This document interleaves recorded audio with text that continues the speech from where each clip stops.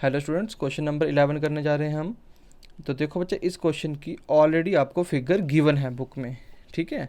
और फाइनली आप लोगों को क्या दिया हुआ है, देखो यहाँ पे एक बड़ी ट्राइंगल ए बी डी नज़र आ रही है और छोटी ट्राइंगल ए बी सी नज़र आ रही है। आप लोगों को बोला हाइट ऑफ टावर निकालो और विड्थ ऑफ कैनाल निकालो। तो हमें ज़्यादा क्वेश्चन पढ़ने की भी ज़रूरत नहीं है। मान लेते हैं जी यही हमारा हाइट ऑफ टावर है, ठीक है, यही हमारा हाइट ऑफ टावर है। और मान लेते हैं ये जो बी सी है ये हमारी विड्थ है उस कैनल की, ठीक है। तो आप लोगों को ए बी और बी सी यहाँ पे निकालना है और कुछ करना ही नहीं है इस क्वेश्चन में। तो आप बच्चे इस क्वेश्चन में क्या कीजिए, सबसे पहले छोटी ट्राइंगल ले लो, लिखो इन triangle A B C.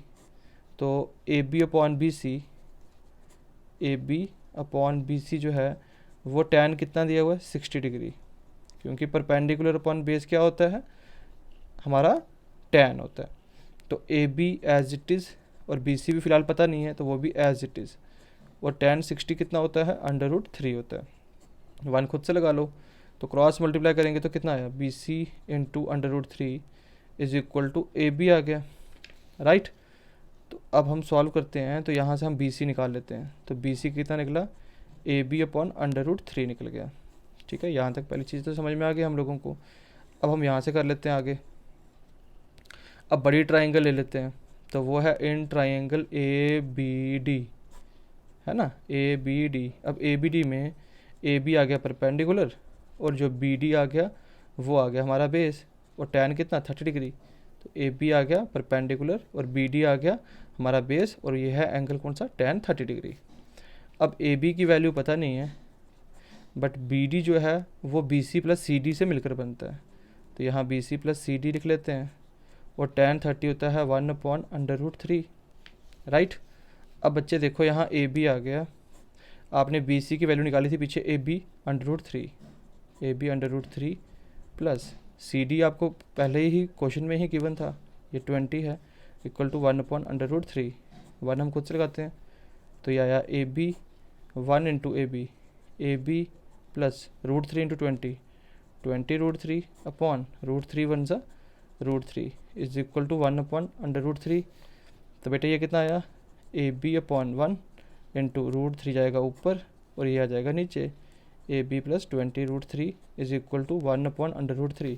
A b into √3 ये आ गया आपका ए बी √3। और यहाँ पे आप लोगों को क्या आ रहा है, a b plus 20 √3 equal to 1/√3। अब क्रॉस मल्टीप्लाई करें, ए बी √3 इंटू √3, तो ये कितना बन गया 3ab, क्योंकि √3 इंटू √3 तो 3 हो जाएगा, साथ में बचा ए बी, तो 3ab। 1 को इससे मल्टीप्लाई करेंगे तो वो तो सेम ही रहेगा, ए बी प्लस 20 √3, ठीक। अब यहाँ इसको ट्रांसपोज करेंगे तो क्या आएगा, यहाँ 3ab है, यह आया minus a b equal to 20 √3। 3 में से एक 1 माइनस करेंगे तो आएगा 2ab इक्वल टू 20 √3। तो ए बी क्या निकल रहा है आपके पास 20 √3 अपॉन 2 और 2 10 × 20। तो इसका मतलब ए बी जो है वो हमारा निकला 10, कटिंग करके 10 है ना, तो वो निकला 10 √3। तो इसका मतलब हमारा जो ए बी है, अब हमने ए बी क्या लेट किया था, ए बी हमने ली थी टावर की हाइट, ठीक है। तो हम यहाँ पे लिख सकते हैं, यहाँ तक हो गया ना आपका सबका। तो आगे हम लिख सकते हैं देयरफॉर जो आप लोगों की हाइट है ऑफ टावर वो निकली हमारी 10 √3 मीटर। अब हम लोगों को साथ में निकालना क्या था, बी सी, है ना, बी सी निकालना था। तो हम लिख सकते हैं आल्सो जो बी सी है, हमें मालूम है बी सी कितना था, ए बी √3, ए बी √3। और ए बी का आंसर आप क्या निकाल चुके पीछे 10 √3, तो यह है 10 √3 नीचे √3, राइट। तो √3 से √3 कट गया तो बचा क्या, सिर्फ 10। तो बस ये वाला क्वेश्चन भी हमारा कंप्लीट हो गया।